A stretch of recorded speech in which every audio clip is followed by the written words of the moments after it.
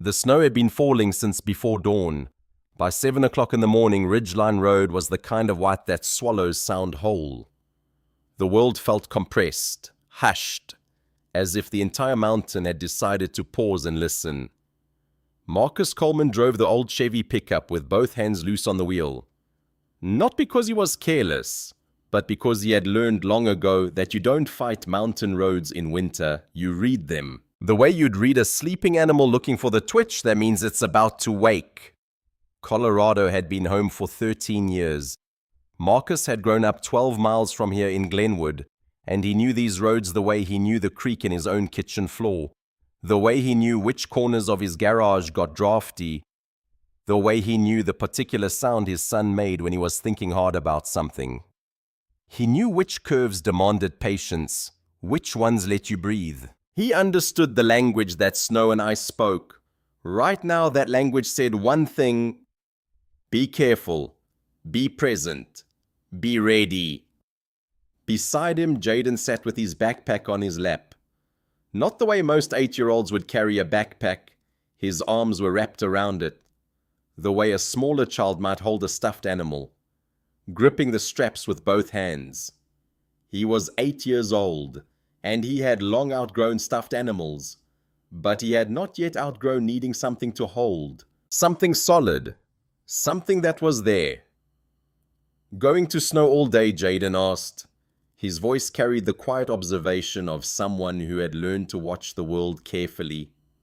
Looks like it, Marcus said. School going to close? Already called it in. Marcus replied, School's cancelled. You're with me today. Jayden nodded. He looked back out the window. The pines on either side of the road were so heavy with snow they'd bent into perfect arches, creating a cathedral of white and green.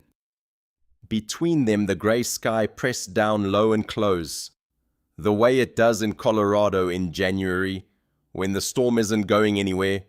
It had another 2, maybe 3 hours left in it. Marcus had learned to love these hours, the early mornings when the world was still quiet, before the full weight of the day descended, when it was just him and his son, driving through snow-covered roads, heading toward the garage that he'd built from nothing. The silence, the predictability, the way the world asked nothing of him except to drive home without incident. In his jacket pocket pressed against his ribs was a red pencil, hexagonal, dark red, stamp barrel drafting along the barrel. It had belonged to his wife, to Renee.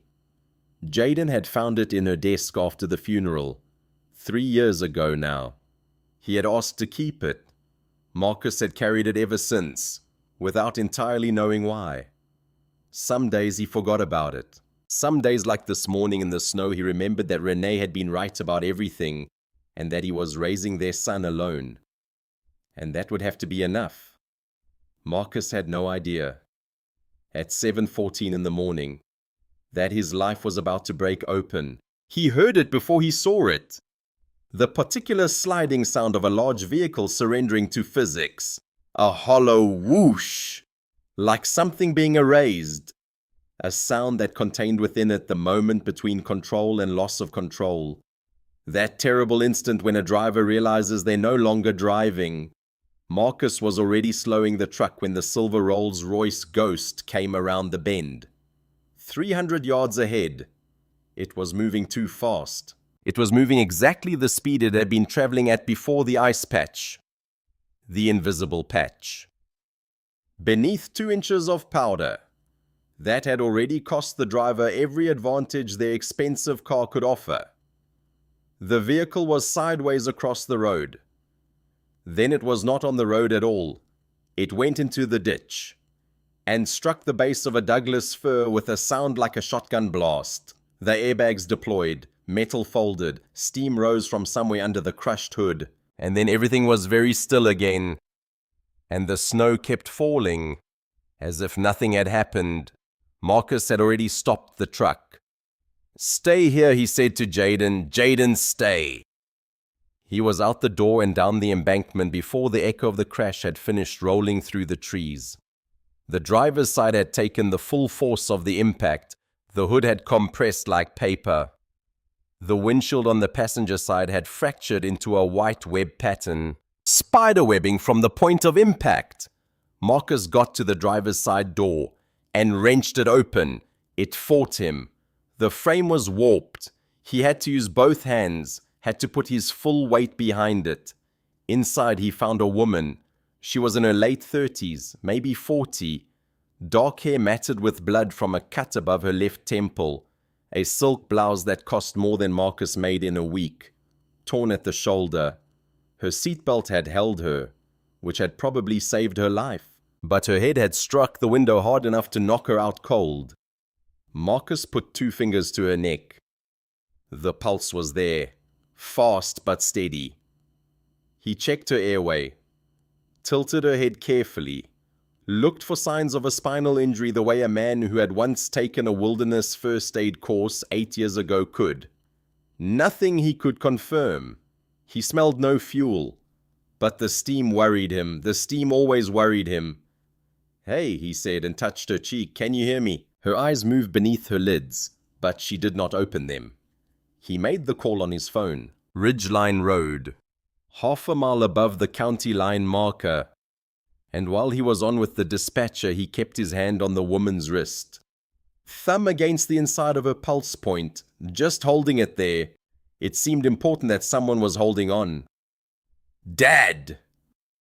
Jayden had come down the embankment anyway, which Marcus had expected. His son appeared at his shoulder, looking at the crushed car and the unconscious woman, with the concentrated watchfulness of someone who observed everything and said very little. "Is she okay?" Jayden asked. "She's breathing." "That's good. Go back up to the truck and turn on the hazard lights, the buttons on the dash." Jayden went. He did not argue. He turned and climbed back up the embankment with the careful deliberation of a child who understood that his father was focused on something that mattered. The woman's lashes fluttered. She said something Marcus couldn't make out. Then her fingers moved and found the arm of the seat and gripped it hard, the grip of someone surfacing from underwater, clawing their way back toward air and consciousness and the terrible awareness of having lost control. "Easy," Marcus said. "You hit a tree. There's an ambulance coming. Don't move your neck." She opened her eyes. They were dark gray, the color of the sky above them, and they went first to his face, then past him to the broken windshield, then back to his face. There was a moment of pure confusion, then something sharpened, something focused. "My driver," she said, "you're alone in the car." She closed her eyes again, absorbing this, processing it. "Then I drove myself. She stopped. I always drive myself when I don't want anyone to know where I'm going." Marcus didn't respond to that. He reached across her and tried the passenger door, which opened cleanly and let some cold air through to clear the smell of airbag chemicals. The ambulance was 16 minutes away. He had 16 minutes to keep her stable. 16 minutes to make sure that when she woke up fully, the first face she would remember was his. When the paramedics came down the bank and took over, Marcus stepped back and let them work. He noticed as he was climbing back up toward the road that something had fallen from his jacket pocket. He went back for it and found it in the snow. A wooden pencil, hexagonal, dark red, stamped barrel. Drafting along the barrel, it had belonged to his wife, to Renee. He held it now, and for a moment he understood something he usually kept hidden from himself. This pencil was a bridge. It connected the woman Renee had been, to the boy Jayden was becoming, to the man Marcus was trying to be. It was proof that love didn't just disappear when someone died. It transformed, it lingered, it pressed against your ribs, and reminded you that you had been loved by someone who knew you. He picked it up and put it back in his pocket. By the time he reached the truck, the paramedics were loading the woman onto a gurney. She was conscious now, asking questions, in a voice that carried authority even through pain and confusion. One of the paramedics was answering her in the patient voice you use on someone who has had a concussion. A second ambulance unit arrived. A sheriff's deputy appeared from somewhere. The road was filling up with orange vests and radio static. Marcus started the truck. "Is she going to be okay?" Jayden asked. "I think so." "Did you tell them your name?" Marcus looked at his son. Why would I do that? Jayden considered this for a moment. The way he considered most things. Turning it over. Looking at its edges. "I don't know," he said finally. "In movies they always find out. This isn't a movie," Marcus said, and pulled out onto the road. The pencil pressed against his ribs through the jacket pocket. Small and solid, the way it always did. He didn't think any more about the woman in the Rolls-Royce. Or at least he told himself he didn't. But on Tuesday morning, when a customer asked if he'd heard anything on the news about an accident on Ridgeline Road, Marcus found himself saying yes. He had checked the news just to see if anyone had been seriously hurt. There was a paragraph buried in the local section: vehicle involved in single vehicle accident on Ridgeline Road. Driver treated at Aspen Valley Hospital and released. Treated and released. That meant she was okay. That meant he didn't need to think about her anymore. That meant the red pencil falling out of his pocket at that exact moment was just coincidence. The town of Silver Creek had exactly one stoplight, which blinked yellow from October through April. Because the roads were too icy to trust a full red-green cycle. And the locals had long since learned to treat the intersection the same way they treated everything else in winter, with suspicion and deliberate care. Marcus's garage was a 3-bay converted barn at the east end of Spruce Street, behind the house he'd bought with Renee 8 years ago, when Silver Creek property was still cheap enough for a mechanic and a part-time art teacher to afford. The house was beige with brown trim and a covered porch that collected drifts. The garage had a hand-painted sign above the door, Coleman's Auto, in letters that Jayden had been slowly improving with each winter. This year he had added a small sketch of a wrench below the text. It was better than anything Marcus could have done. Inside the garage smelled of motor oil and propane heat. And on the days when Jayden was there, of the particular dryness of drawing paper. Jayden had claimed a workbench in the corner near the space heater. He had dragged the stool from the house and arranged his things on it with the seriousness of a professional setting up an office. A pencil case, 3 sketchbooks in descending size, a jar of water, and the red pencil, which he borrowed from Marcus's pocket each morning with the same solemn ceremony, and returned each evening with equal care. The drawings Jayden made were unlike anything Marcus understood how to evaluate. He knew what he liked, and what Jayden made he liked very much, but he had no language for it. The boy drew houses mostly, sometimes trees, sometimes figures small and distant with ambiguous features. On more than a few pages there were 3 figures together, 2 tall, 1 small. Marcus had never asked who they were. He was fairly certain he knew. Renee had died 19 months ago, ovarian cancer, diagnosed 14 months after her first symptoms, which she had downplayed, and which Marcus had not pushed on, and which they had both in different ways pretended were something smaller than they were. She was 36 years old. She had been painting a series of watercolors of the Elk River when she got the diagnosis. Not finished yet, still hanging in the hallway above the thermostat. The last one, a smear of blue and tan, that she had titled almost done in pencil on the back, which Marcus had eventually decided she'd meant as a joke, because she had possessed that kind of humor. After she died, Marcus worked. He worked 12 hours, then 14, then sometimes 16. Not because the garage was overwhelmed with business. Silver Creek in winter was quiet, 3, maybe 4 vehicles a day. But because work had the virtue of taking up exactly the space it occupied, no more and no less. Grief, he had learned, expanded to fill whatever room you gave it, and then expanded past that. He woke at 5:30 each morning. He got Jayden fed and dressed. On school days, he drove him in. On no school days, Jayden came to the garage. Their neighbor, a retired school teacher named Ruth, brought food twice a week without being asked. Casseroles mostly, and once a spectacular pot of chili.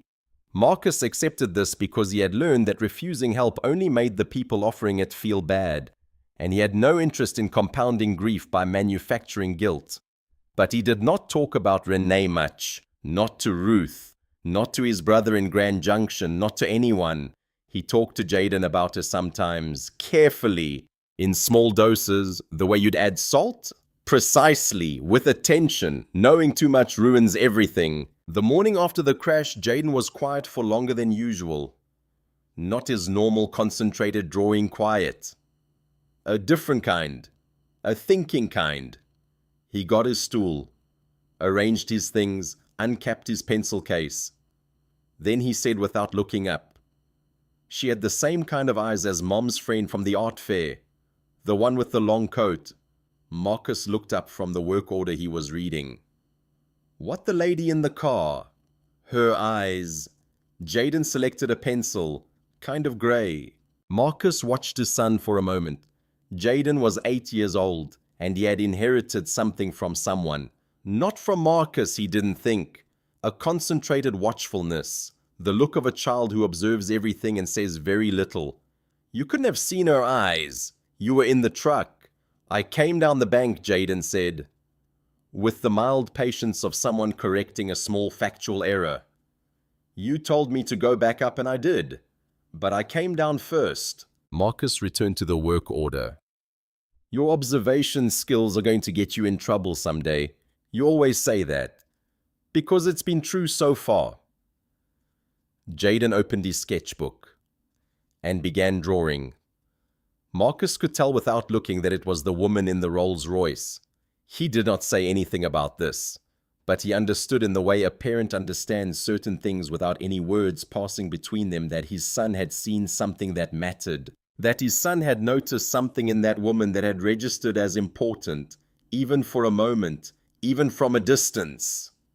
Later after school, when the winter light was already fading, Marcus found himself looking at the drawing more closely. Jayden had rendered her with surprising detail, not her face, but the feeling of her, the way she'd held herself, the sense of someone looking past something, seeing something else entirely. It was remarkably perceptive for an 8-year-old. It was also, Marcus thought, remarkably sad. He didn't know then that he would see her again. He didn't know that she had been thinking about him too. He only knew that his son had drawn a stranger with a kind of understanding that made Marcus understand something about parenthood. Children saw the world more clearly than adults did, precisely because they hadn't learned yet to look away. Catherine Ashford had a concussion, 2 bruised ribs from the seatbelt, and a hairline fracture in her left wrist that would require a soft cast for 4 weeks. The attending physician at Aspen Valley Hospital told her she had been extremely lucky, which she received with the polite attentiveness of someone hearing a story they had already been told. Catherine was not good at being a patient. She was not good at slowing down, asking for help, or being in debt to anyone. These were not weaknesses she had ever bothered to overcome. They had served her well. She was good at a great many other things. She was good at seeing immediately and completely the structural logic of an organization. Which parts were load-bearing, which were decorative, and which were quietly rotting. She was good at reading people, though she had come to distrust this ability because it had taught her over 38 years that most people's primary motivation was self-interest. Dressed in varying quality of clothing, she was good at identifying art, not just the good from the bad, but the urgent from the merely competent, the work that would last from the work that only thought it would. She had built Ashford Real Estate from a single gallery in Soho into a holding entity with 14 properties across 5 countries, an acquisition portfolio valued at slightly over $3 billion. Now she lay in a private hospital room, watching her assistant Richard answer her emails and delegate her urgent matters, and she thought about a hand on her wrist, about a voice saying easy, about eyes that looked at her with no calculation in them whatsoever. She remembered almost nothing of the first few minutes after the impact. The airbag, the cold, a smell of chemicals, the particular disorientation of not knowing which way is up. But she remembered a hand on her wrist, a steady pressure. She remembered a voice saying, "Easy." She remembered grey eyes. No! She corrected herself. His eyes had been brown. It was her own eyes that were grey. She remembered large hands, engine grease in the creases of the knuckles, a jacket that had seen several winters, a quality of stillness that was different from calm, something more deliberate, something that had been chosen. He had not given his name, he had not waited for the ambulance, he had simply been there, and then he had not been there. What they told her later was that a grey pickup truck, older model Chevy, had been parked on the shoulder, a man and a small boy.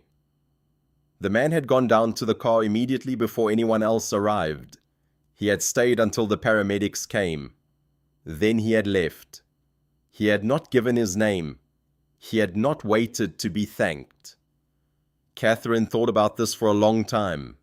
She thought about the hand on her wrist, not gripping, just present, just the weight of a thumb against her pulse.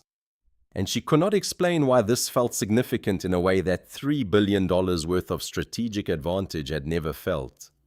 It was not attraction exactly. It was something older and simpler. The feeling of a human being choosing to stay when they could have kept driving. Choosing to leave when the staying was no longer needed. The feeling of mattering to someone, not because of what you could do for them or what you could give them, but simply because you were hurt and they were there. She told Richard to find him. Richard was an extremely competent woman of 32 who had worked for Catherine for 4 years without once asking a question that wasn't necessary. She took this instruction with the same expression she took all of them: efficient, curious, without judgment. "How much information do we have?" Richard asked. "Older Chevy pickup, grey," Catherine said. "Silver Creek plates, I think." The deputy mentioned Silver Creek. Small boy, maybe 7 or 8. The man was a mechanic. His hands. There could not be that many auto shops in Silver Creek. There turned out to be exactly one. Richard had the information inside 48 hours. Marcus Coleman, 39 years old, owner and sole employee of Coleman's Auto on Spruce Street. Widower, one son, Jayden, age 8. No social media, no major financial events of note. A credit score that indicated someone who paid his bills methodically and borrowed nothing he didn't need to. Someone who had bought his house 8 years ago and paid off the mortgage.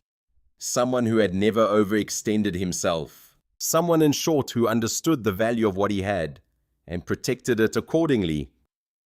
Catherine looked at this information for a long time. She was aware of the shape of what she was considering. She was aware that it was strange. Not in a way she couldn't justify to herself, but in a way she could not quite justify to anyone else. She was the CEO of a $3 billion enterprise. She had resources, staff, a name that opened doors on 4 continents. She could write a check, have a lawyer send a letter, arrange a meeting through proper channels. Any of these things would be reasonable. What she was considering was not reasonable. What she was considering was renting a small car under a name that was not her own, and driving to Silver Creek, Colorado, under an assumed identity, and finding out what kind of person Marcus Coleman actually was, without the filter that her money and her name created around every interaction she had ever had. She had spent her entire adult life inside that filter. She knew what it did. She knew the way people straightened and performed and calculated when they knew who she was. She had not in many years had the experience of someone treating her as simply a person. The man on Ridgeline Road had not known who she was. He had been simply present, simply useful, simply kind, without a single calculation in it. She wanted to understand that. She wanted to know what that felt like, to be seen without being known. She told Richard she was taking a personal week. Then she untold her. Cancel that, Catherine said at 6 o'clock that evening. It's not necessary, but that night at 3 o'clock in the morning she couldn't sleep. She lay in her bed in her $40,000 a month apartment and listened to the city outside and thought about a man who had not asked for her name. And at 3:15 she called Richard back. "Rebook it," she said. The weak Richard asked, voice steady, unsurprised. "The week. And find me a car rental. Something that won't draw attention. Something ordinary." And Catherine realized as she said this that she was embarrassed of all the emotions she had experienced in her life. Anger, satisfaction, vindication, the particular pleasure of outmaneuvering a competitor. Embarrassment was the least familiar. It felt like losing control.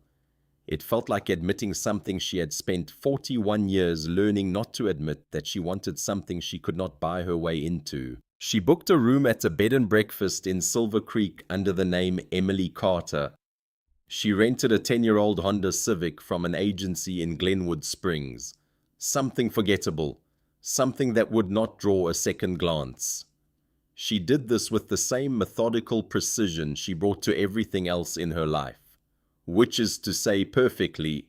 And then on a Tuesday morning in late January, when her broken wrist was still in its soft cast, and the snow was still falling, Catherine Ashford, CEO of a $3 billion real estate empire, drove to a small town in Colorado under an assumed name to meet a man who didn't know who she was. The Honda's heater made her sound like something desperate and small trapped inside the dashboard.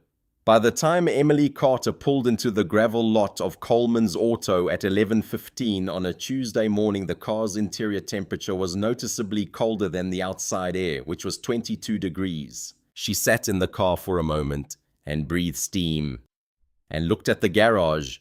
3 bays, 1 open, the other 2 closed against the weather. A hand-painted sign that read Coleman's Auto, in careful letters that a child had been improving over years. A snow shovel leaning against the left wall with a precision that suggested it was always kept there. A coffee can full of sand beside the door. The small details of a place that was used daily and maintained simply. Without pretension, she got out of the car. The open bay held a late-model Toyota Tacoma on a lift, and underneath it was a man in grey Carhartt overalls, a light mounted to the undercarriage above his head, a socket wrench in his left hand. His boots were Red Wing work boots, worn at the toe, laced tight. "Be with you in a minute," he said without looking down. "Take your time," she said. He came down from the lift a few minutes later. He was taller than she remembered. Taller, or her memory of him had flattened the details. He wiped his hands on the rag tucked in his belt and looked at her. She watched his face for recognition and found none, which she had expected and which still obscurely relieved her. "What can I do for you?" he asked. "The heater," she said. On the drive from Glenwood, it went from bad to worse. He nodded once and went to the Honda without further preamble. She stood back and watched him open the hood. Look at the engine with the brisk, comprehensive attention of someone reading a text in a familiar language. He started it, listened to the heater run, turned a few things with practiced hands. "Blend door actuator probably," he said. "I'll need to pull the dash to confirm. Couple hours if the parts are in Glenwood. I can call ahead." "That's fine," she said. He looked at her. Briefly, a glance. The kind of evaluation you make when someone says that's fine. In a context where most people say, "How much you in town for a bit?" he asked. "A week," she said. "Maybe longer." He called in the parts. She sat on the bench against the garage wall, a plank between 2 sawhorses, covered with a piece of carpet, and looked around the space. On the second workbench, the one near the space heater in the corner, there was a stool with drawing things arranged on it. A sketchbook lay open, a large drawing of a house, viewed from slightly below. The porch railing detailed with patient precision. The perspective was exactly right. The shading was subtle. The line weight varied with intention. "That's good," she said. He was on the phone. He looked at her, then at the bench, then back at the phone, and finished his call. "My son's," he said. "How old is he? 8? She did not say anything else for a moment. She looked at the drawing. The line quality in the porch railing had a kind of sureness that art school students spent years trying to achieve, and most never did. This was better than competent. This was approaching genuine. "He's at school when it's open." "Today it's open," Marcus said. The parts arrived from Glenwood in the early afternoon. He worked on the car with a focused efficiency that she found unexpectedly calming. She had nowhere to be, genuinely nowhere, for the first time in years. The realization of this struck her like vertigo. No meetings, no calls scheduled, no board members waiting for decisions. She had delegated everything else to Richard. It was only the heater, and the drive to nowhere, and the space in between. She answered emails on her phone using a secondary account she'd set up for this. Under Emily Carter. Routine things. Nothing that mattered. The heater worked. He charged her $80 for parts and labor, which was less than she had paid for a sandwich in Manhattan. And he wrote the amount on a paper receipt in clear block handwriting. "You're visiting from where?" he asked. Not as small talk, she sensed, but because her plates were a Colorado rental, and her accent had traces of something Eastern. "New York mostly," she said, which was true. He nodded. "Weather's not usually like this in January. I heard it's beautiful here in January." "Whoever told you that was trying to sell you something." She looked at him. He was not smiling exactly, but the corners of his eyes had shifted slightly, the minimal version of something warmer. She got in the Honda and drove to the bed and breakfast. She came back the following Tuesday. She did not come back in between because she did not want to come back every day and make the frequency notable. But she came back the following Tuesday with a noise in the front end that she had manufactured by loosening the sway bar end link with a wrench she'd bought at the hardware store on Spruce, which had felt both ingenious and pathetic. She did this without entirely examining her reasons. Though if she had been honest with herself, she would have admitted that the pathetic part was actually the most compelling. The CEO of a $3 billion company, lying under a car in a parking lot in Silver Creek, Colorado, sabotaging a vehicle she'd rented specifically to meet a man who didn't know who she was. Jayden was at the garage. She had known he would be. She'd checked the school calendar, which was public, but still seeing him in person for the first time was different from knowing he existed. He was smaller than she expected, or perhaps his stillness made him seem smaller. He sat on his stool at the corner workbench with a sketchbook open, a pencil moving with that patient, self-contained motion. That belongs to people who have found something they can do almost without thinking. He looked up when she came in and regarded her with the same considered, unhurried attention she'd noticed in his father. "Hi," he said. "Hi," she said. He looked back at his sketchbook. He had not decided about her yet, she sensed. He was still gathering information. She handed Marcus her keys and described the front-end noise in terms she hoped were plausible. He took the car for a short drive, came back, got under the front end. She sat on the carpet bench and looked at Jayden's drawing, which today was something different.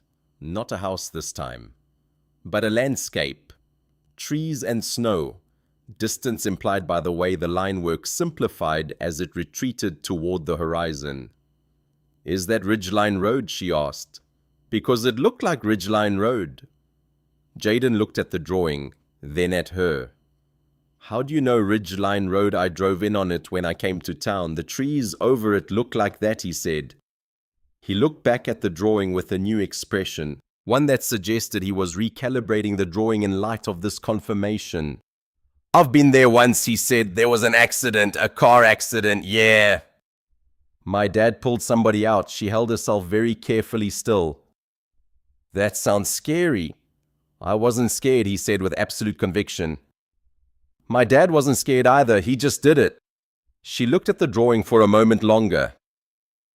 Can I see Jayden, after a brief pause, held the sketchbook toward her. The landscape was better than she'd understood from a distance. The perspective was slightly elevated, looking down on the road through the trees, and in the far right corner of the composition he had added something small, a grey shape, a vehicle, barely more than a suggestion, but placed with compositional intent. She handed the sketchbook back. "You're very good." Jayden looked at the drawing with the critical eyes of someone assessing their own work honestly. "I know," he said without vanity, "but I want to be better." When Marcus came back from under the car, the end link she'd loosened located and retightened in 11 minutes. He named a price, and she paid it. She was almost to the door when Jayden said without particular weight, "Will you come back?"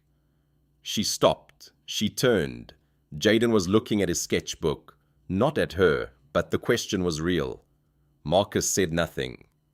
"If you want to," Jayden continued. "Not just for your car, but also, if you just want to."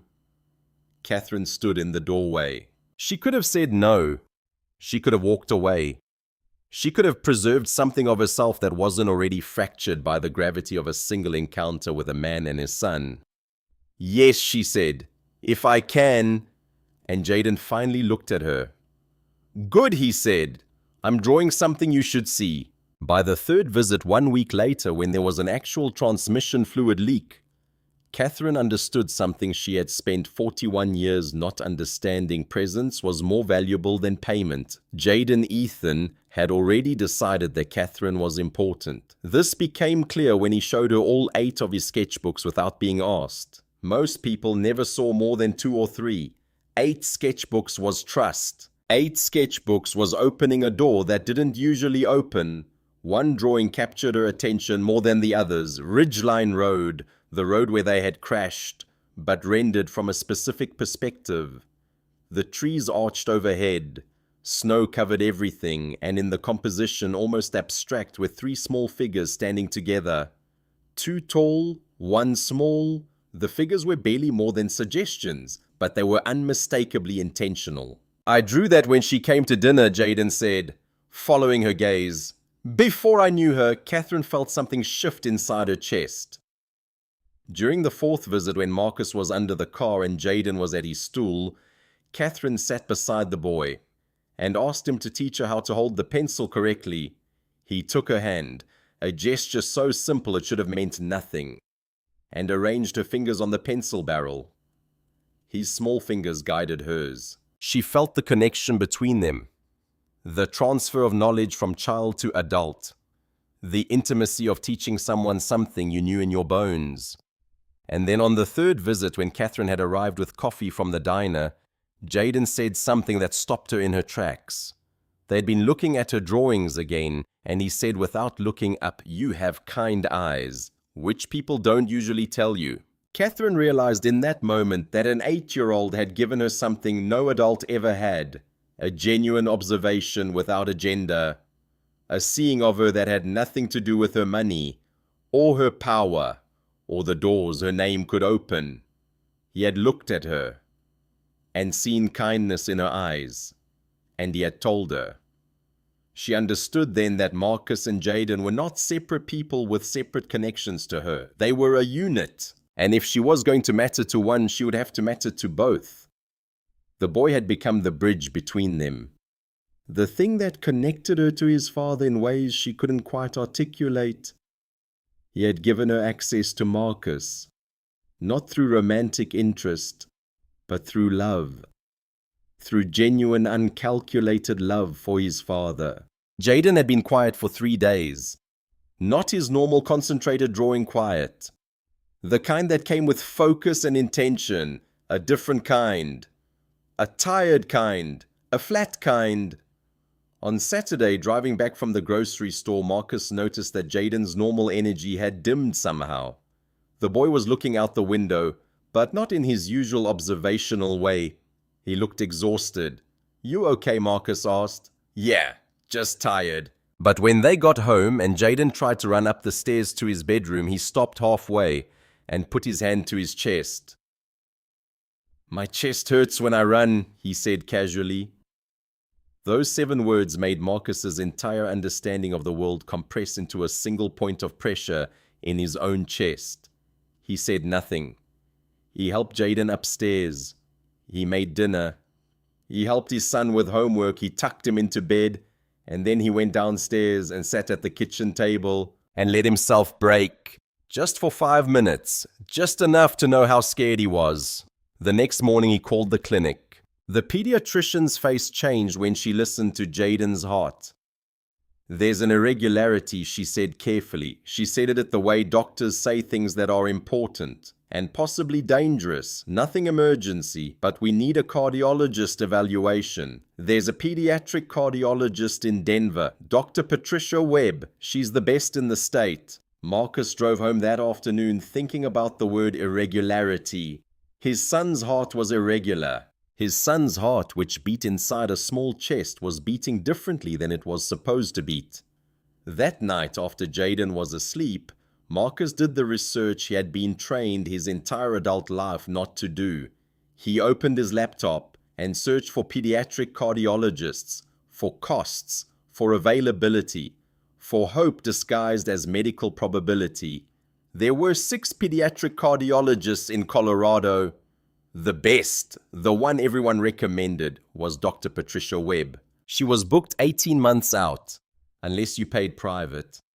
Then there was a slot, 12 days from now. 3-hour appointment with the best surgeon money could buy. Cost $187,000.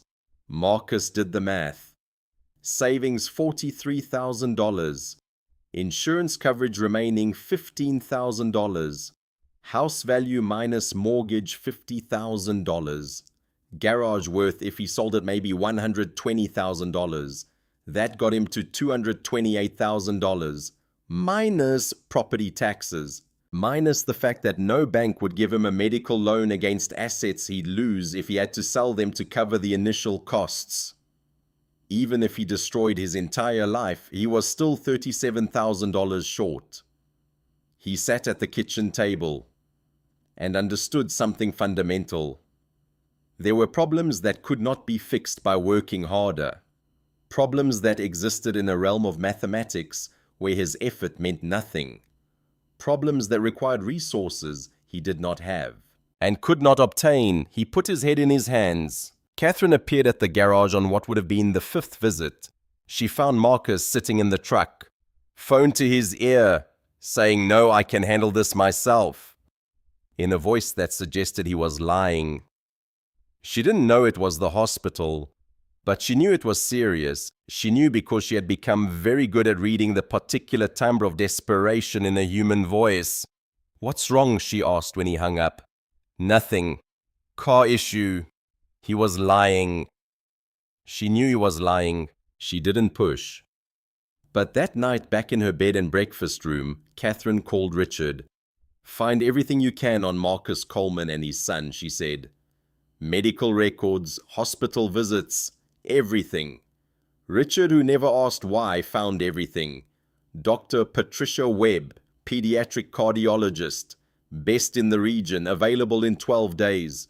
Cost $187,000. Surgery likely necessary. Jayden's heart irregular rhythm. Manageable, but requiring intervention.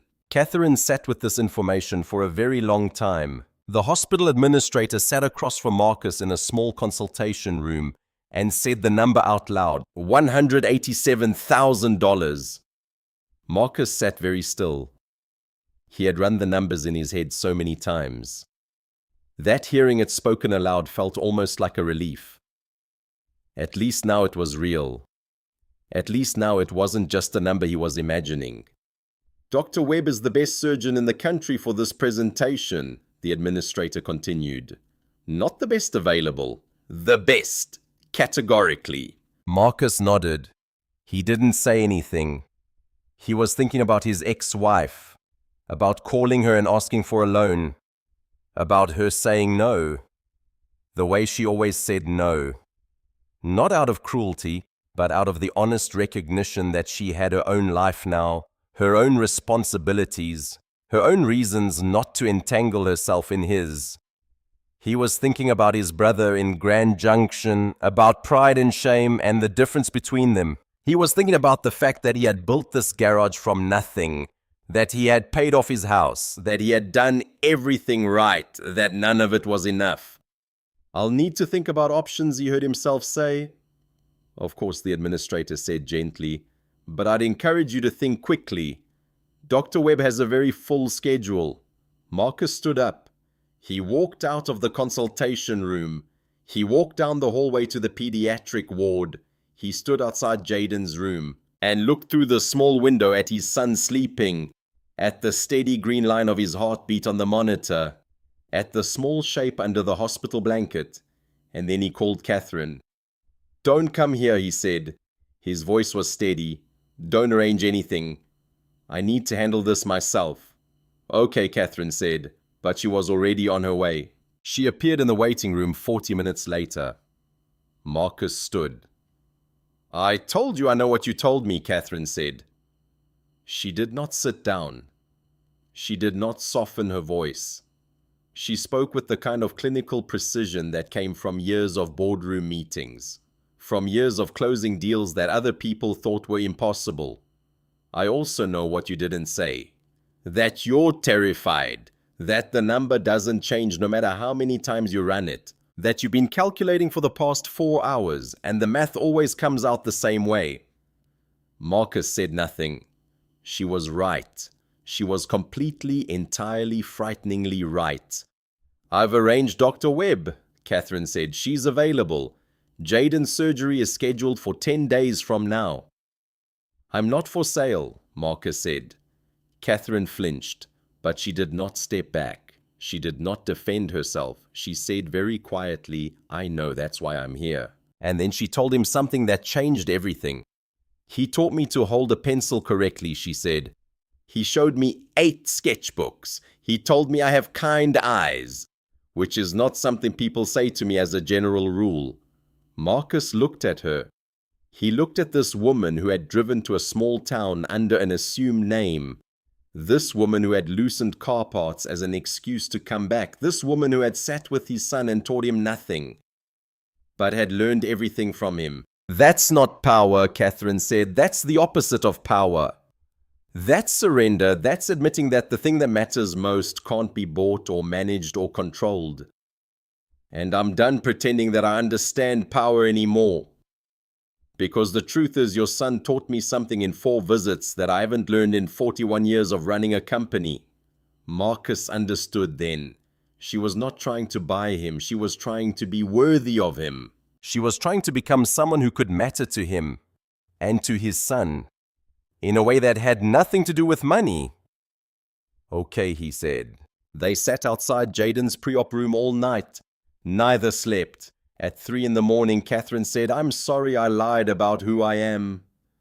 "Marcus, I know who you are. You're someone who crashed into a tree and then drove 3 hours to meet me again. You're someone who made car problems to have excuses. You're someone who came back for my son's drawings. Catherine, that's not who I am. That's who I became." "Yeah," Marcus said, "I know." She put her hand over his. "Not sexual. Not romantic, just human contact, just 2 people sitting together in the terrible space between crisis and hope, holding on to each other because the alternative was falling." Neither of them moved for several minutes. Dr. Patricia Webb was exactly as advertised, meticulous, confident, brilliant. The surgery took 4 hours and went better than expected. When Webb emerged from the OR, she was carrying the particular satisfaction of a craftsman whose work had gone exactly right. "Full recovery expected," she said. 6 to 8 weeks, no restrictions on drawing. The last point made Marcus smile. Jayden had asked the surgeon this directly during the pre-op consultation. With the unself-conscious seriousness of someone for whom drawing was the most important thing in the world, perhaps the only important thing, Marcus cried for the first time since Renee died. Not grief, release.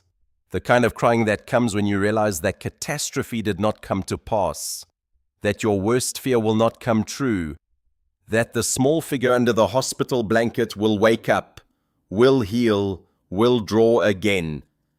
Catherine sat beside him.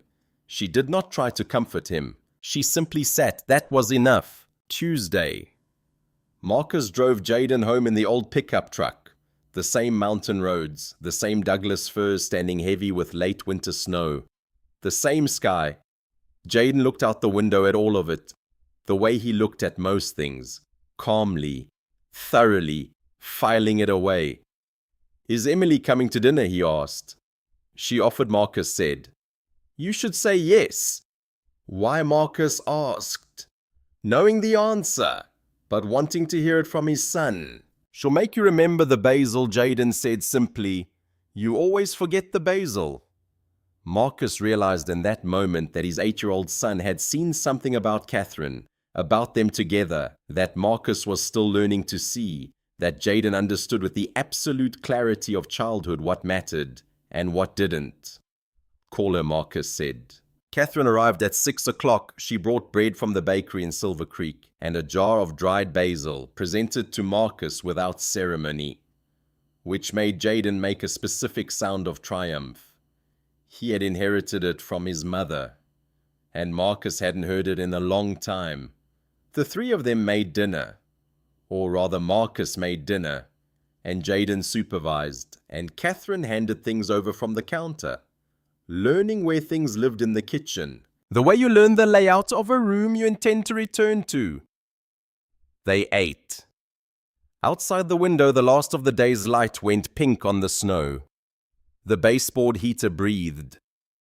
After dinner, while Marcus washed the dishes, Jayden got his big sketchbook from the couch where he'd left it. He was not yet fully mobile, and moved with the careful deliberateness of someone conserving effort. He opened it to a new page and began to draw. Catherine sat at the table and watched him work.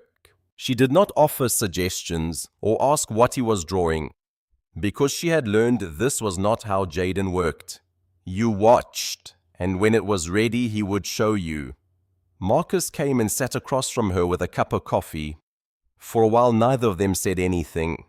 This was something they had arrived at over the preceding months. The ability to be in the same room without filling it with words. A capacity that had taken Marcus years to develop with Renee, and which he had assumed somewhere in the long cold quiet of the past 3 years would not come again. It had come again. He was still getting used to it. I'm going back to New York next week, Catherine said. Okay, Marcus said. There's a board meeting I can't delegate. Okay, he said again. I'd like to come back. He looked at his coffee. I know you would. And you'd like that, she said, which was not entirely a question. I'd like that, he said. She nodded. She looked at Jayden, who was drawing with his whole upper body engaged, the pencil moving in long arcs and then short, precise strokes. Jayden, she said without turning. What are you drawing? You'll see when it's done, he said, with the absolute authority of a creative professional. They waited. 3 weeks after Jayden's surgery, there was a knock on the door of Marcus's house. Marcus opened it to find Aaron standing on the porch. Aaron, who had married Marcus's ex-wife. Aaron, who was white, entitled, and carrying a particular kind of anger. That Marcus recognized as the anger of someone unused to being told no. We need to talk about the truck, Aaron said without preamble. You borrowed it back in 2009 and never paid for it. Marcus had not borrowed any truck in 2009. But he understood, in the way he had learned to understand things through Jayden's careful observations, that this was not really about a truck. I need to ask you to leave, Marcus said. I'm not done.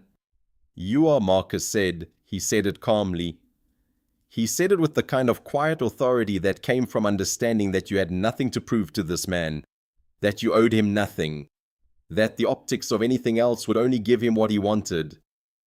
Aaron left, but not before using language that made Marcus understand why Jayden had asked from the window where he was watching. Is he going to make her leave? Marcus told Catherine what had happened.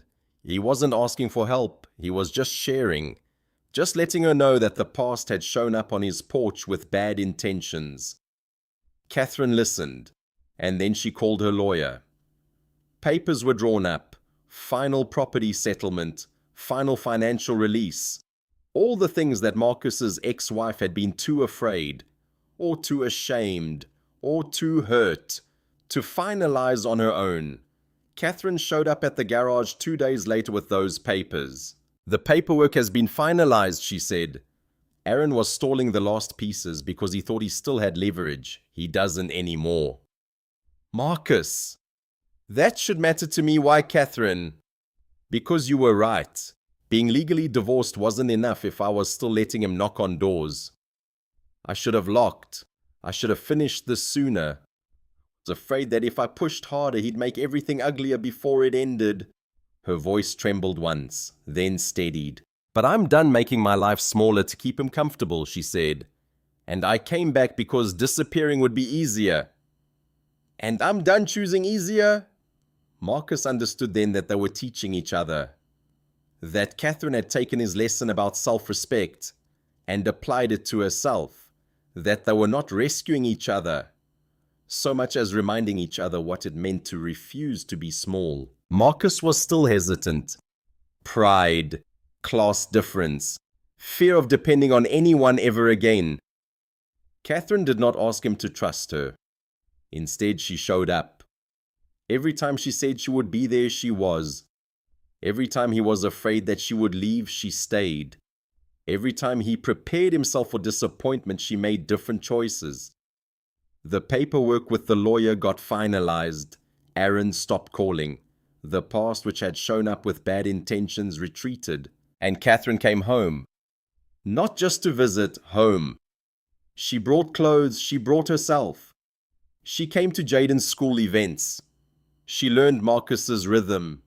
She learned what made him laugh. She learned that underneath his quiet competence was a man who had spent 3 years believing he had to do everything alone. And Marcus learned that underneath her CEO armor was a woman who had spent 41 years believing that she could buy her way into mattering. That presence was worth more than payment. That showing up was more powerful than any acquisition. 3 weeks later, Jefferson Elementary held its spring art display in the same multi-purpose room where there had been tension before. Student paintings lined the walls. Paper lanterns swayed gently overhead. Parents wandered through the room with punch cups and cookie plates, chatting in clusters beneath the fluorescent lights. Marcus walked in with Jayden on one side and Catherine on the other. He felt eyes on them, the same kind of eyes. Maybe even some of the same people who had noticed them together before. People wondering. People judging.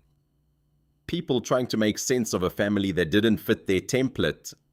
Let them look.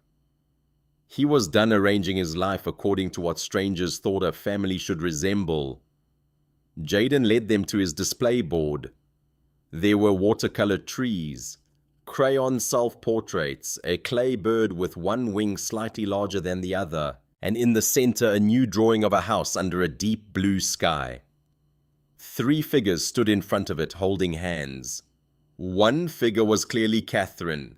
The same features, the same careful rendering, the same intentional placement. One of Jayden's classmates stopped beside them.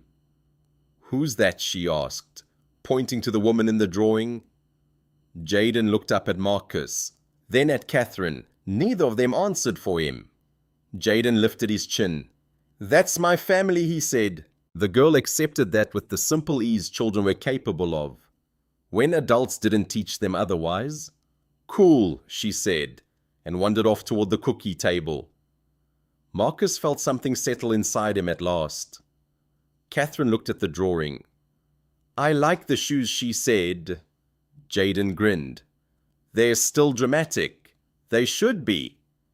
Jayden reached for Catherine's hand. Catherine took it. A second later, Marcus took Catherine's other hand, without having to think himself into courage. This time, no one had to rescue anyone. No one had to prove anything. They just stood there together, in the bright school lights, while laughter drifted around them and spring pressed gently at the windows. Marcus had spent nearly 3 years believing that love was measured mostly by what pain he could prevent, by how hard he worked, by how little he asked for, by how much he could carry alone. Standing there in the school gym lights with Jayden's small hand in one of his, and Catherine's long-fingered hand in the other, he understood something deeper. Love was also measured by who returned, who told the truth when lying would have been easier, who did the hard work to become safe. Catherine had come back, not because she was obligated, not because money could solve it, but because she chose him. And Jayden had drawn them as family, not because anyone made him, but because he saw what was true, before either adult did. The red pencil still sat in Marcus's pocket sometimes, Renee's pencil, Jayden's memory keeper, the thing that had fallen in the snow. The morning Catherine crashed into a tree, he'd stopped carrying it everywhere. But he still carried it sometimes, the way you carry a letter you've memorized. It was no longer proof that he belonged to the past. It was proof that you could love someone who was gone, and still make room for someone new. That loss and gain didn't cancel each other out. They layered. They built something stronger than either could have been alone. 3 weeks before the art display, Catherine had sat across from Marcus's kitchen table and said, "I'm not perfect." He'd smiled and said, "I know, but you're here." That was all either of them needed: presence, choice, the daily decision to stay. The billionaire had rescued the mechanic that morning on Ridgeline Road, but Marcus had rescued her long before that, the moment he held her wrist and didn't ask for her name. Now they were just two people, building a life that looked nothing like what either had planned, and everything like what they both needed. If this story stayed with you, if it spoke to something true about what it means to choose each other, subscribe to our channel, because we tell stories about grace, about second chances, about the quiet courage it takes to love well.